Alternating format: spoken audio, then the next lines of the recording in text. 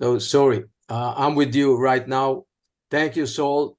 Thank Russell. Thank for the partnership for more than 20 years together building Adi Negev Nachalat Iran before Ale Negev. And thank you for everything you do in the Negev right now. I know that you have a command and control center in Ra'anana, and you do a lot for the Gaza envelope communities, for the citizens, for the Israelis, refugees. We have refugees. Among them, my family from Kibbutz Kfar Aza. And I want to tell you a little bit. 8 days ago, we buried Nadav Goldstein Almog, the manager of Kafrit. Kafrit is a plastic industry of Kibbutz Kfar Aza. Nadav was a soldier in Sayeret Matkal. He was brutally killed in his home, together with Yam, 19 years old, soldier. And there were 6 inside their home in Kfar Aza.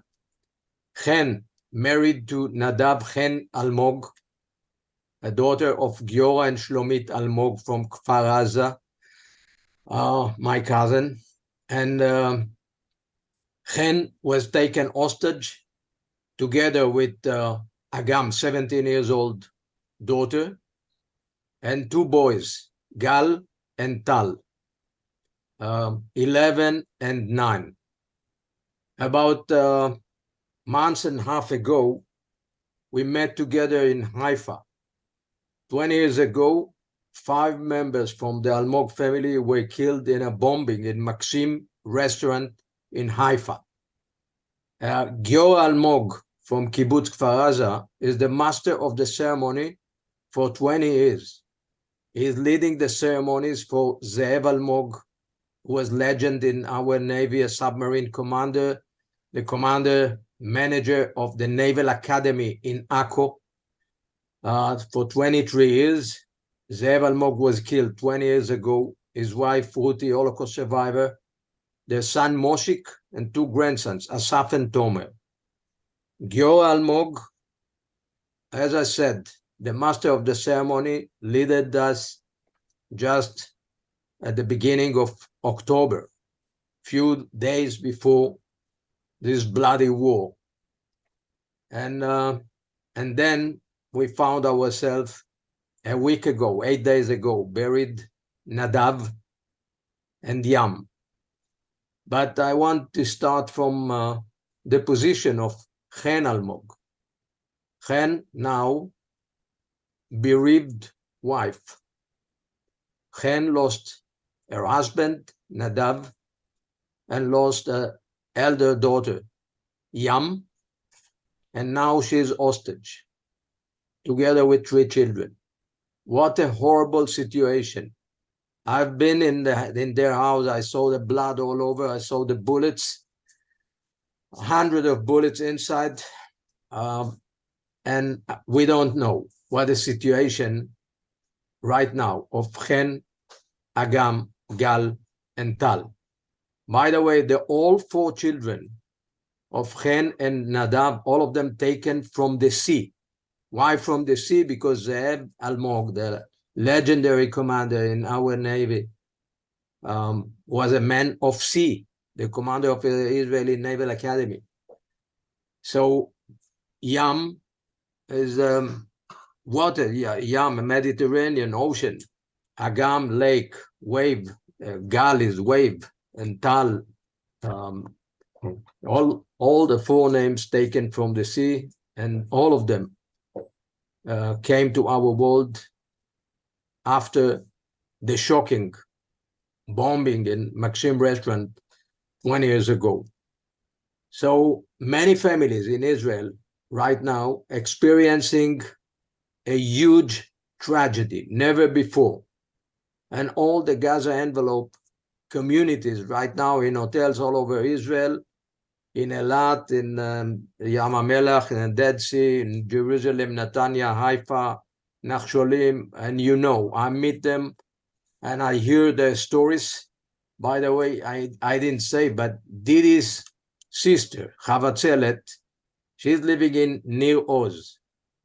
And barely she is alive because Her husband killed 2 terrorists when they came inside their shelter. And she is now removed to Eilat. She lost everything. The home that was burnt and car. And she's one of the refugees. She is working in Shabak. Didi's other sister work in Mossad. The doctor of Sayeret Matkal from my family and many from my family continue serving in a spearhead units of the IDF. One of them, Eran Avrutki, named after my brother that was killed in the Yom Kippur War. Oran Almog was 10 in the bombing in Haifa at Maxim restaurant 20 years ago. Now he's 30, lost his sight, is blind, and he continued serving. He graduated the same school that I was graduated, the Reali School in Haifa, as excellent student. He served in Sayeret Matkal as blind soldier. You believe it? A blind soldier joined Sayeret Matkal, not as combat, but as staff intelligence officer. And Adi, his sister, was in the bombing in Maxim restaurant. She was 4 years old. She's now officer in the Navy, captain. She was under Agari. Daniel Agari, you know, the IDF spokesman.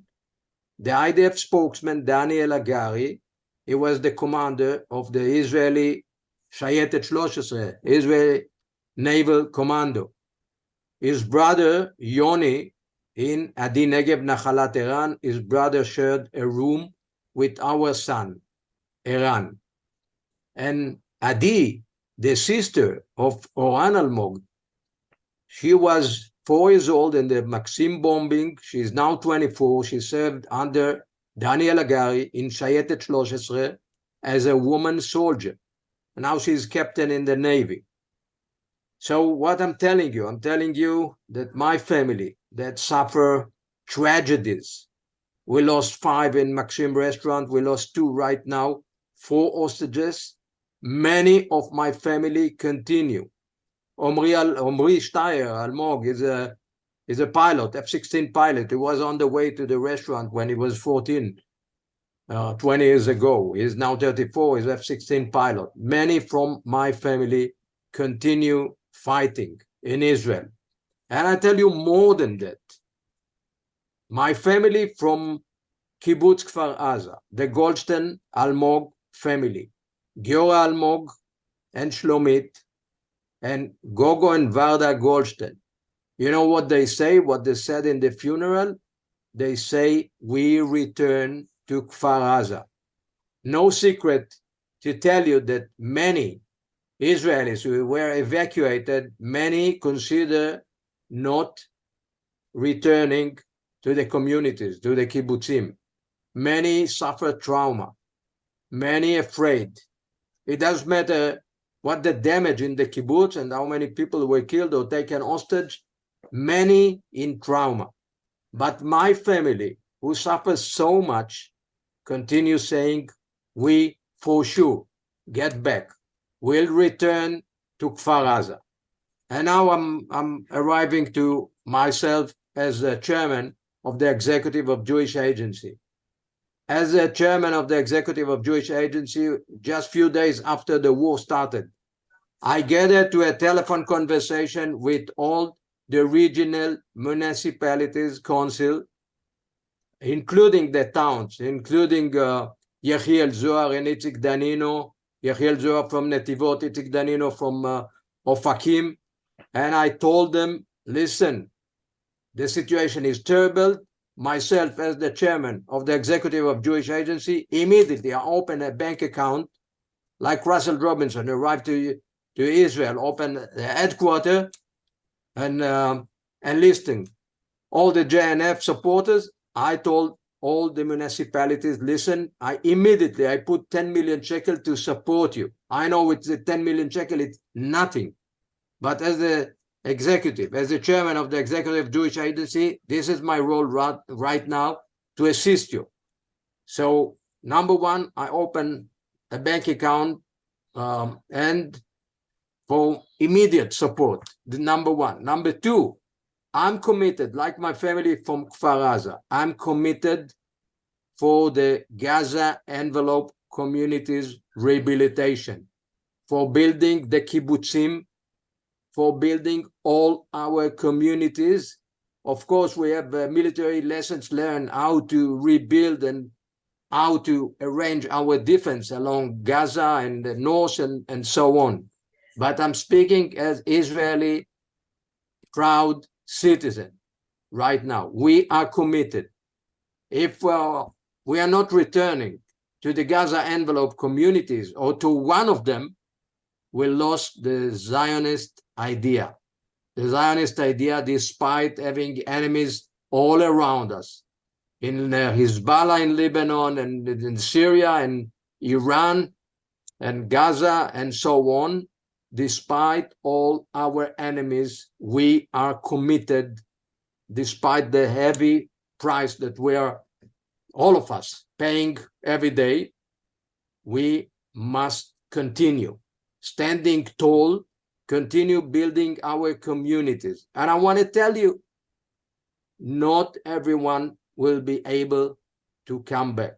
Not all the families will come back. But we need to fill the line. And Russell and JNF, my JNF partners, this is our role, to bring more Olim. And there is no secret right now, anti-Semitism is rising all over the world, in the United States and Europe, in Russia, all over the world. I expect about 1 million Jews will come in the next few years to Israel. We need to be prepared for more Aliyah. We need also to have a strong Jewish community in the United States, and to have the United States as a strong strategic partner standing with Israel. It's highly important for Israel's security, and God bless President Biden arrived. I was one of those who met President Biden when he came, and I bless President Biden and the U.S. administration right now to support Israel, sending the 2 carriers and mariners, and being ready, number one, to deter Hezbollah, threat Iran, and be ready also to fight with Israel if it happened. I hope it won't happen. I hope we won't continue another front, expanding the current front in north of Israel. As you know, right now we keep it on low profile. Every day there are battles in north of Israel, but hopefully the main effort will continue staying in Gaza. Today I came also to the command control center of the Southern Command. I was 23 years ago, I was the commander of the Southern Command. I came to the same building, the same command control center, to get a briefing on the soldiers, how they operate, what they operate. I gave some of my lessons learned, how to do the war. They are good. And I'm telling you, they are good. Our soldiers, our commanders, they do the right thing. They're attacking Hamas in Gaza. In the north, continue on the low signature attack on Hezbollah. It's a reaction to Hezbollah. But I want to tell you that in the south, we are intending to dismantle Hamas military capacity. But we shouldn't have any illusion about the end state. At the end state would be staying in Gaza about 1.5, between 1.5 to 2 million Palestinian. Ideologically, all of them Hamas. It doesn't matter if we kill all the leadership of Hamas in Gaza right now, those who are right now 8 years old or 9 or 10, they would be the next leaders. In my life, I participated in many targeted operations since being 19 years old, and I know what comes next. So I don't see a situation that we don't have enemy. If we speak about what may be the end state of the situation in Gaza, I wish, number one, to return most or maybe all our hostage, all our prisoners, hopefully alive, number one. Number two, to dismantle the military capacity of Hamas and prepare ourselves to the next stage, which would be a combination of military and politics, together with the United States, together with Egypt, together with some of the Gulf, maybe United States moving or willing to have a peace accord with the Saudis. And it blessed idea. I hope it will happen, a peace accord with the Saudis. But meanwhile, we need to solve some of our problems here in south of Israel. And a leader should create at the end state a better strategic situation. Many of the settlers of Gaza envelope say, I won't come back if the situation more or less the same. If Hamas got military capacity, I don't have the power to convince my children and get back to our community. I heard it many times, and I believe most of you had it many times. How much it will take? It may take few months. I hope sooner than later to end the ground campaign and get some negotiation on the end state, on preparing much bigger perimeter to defend the community, to defend the Gaza envelope Israel communities.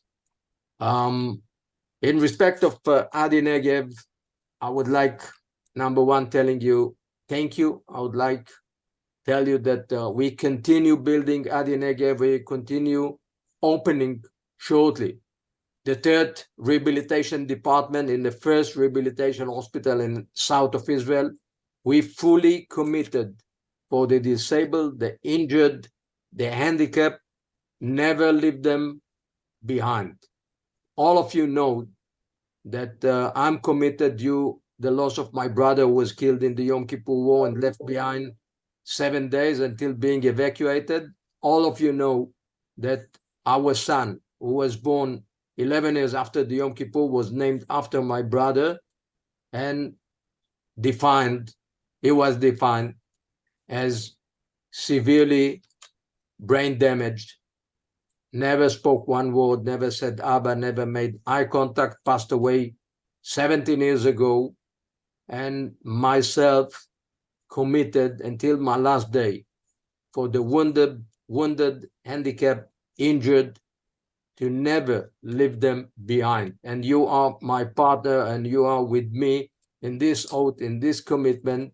Continue building the third department, the rehabilitation department in our new hospital. Continue building the first research center for the benefit of any wounded, to give him the best high standard of treatment. And continue building a community of 500 families. We need a lot of manpower, doctors, administrators, psychologists, hydrotherapists, physiotherapists. We need a lot of manpower. So another job that I'm asking you, please convince your friends in the United States to bring those doctors to serve in Israel right now.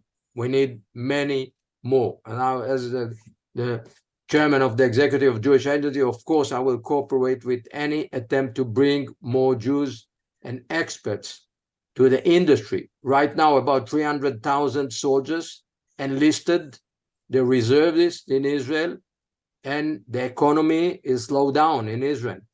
The economy of Israel is slowing down. You know it, you feel it in the street. We need more people. And this is the worst situation of Israel, the biggest crisis since our independence war. And we need to continue building the state of Israel. We are strong. We stand tall together. And we are going to build a new Israel together with you. Israel as Jewish, democratic, free, and liberal country. Thank you so much, my partner. I love you.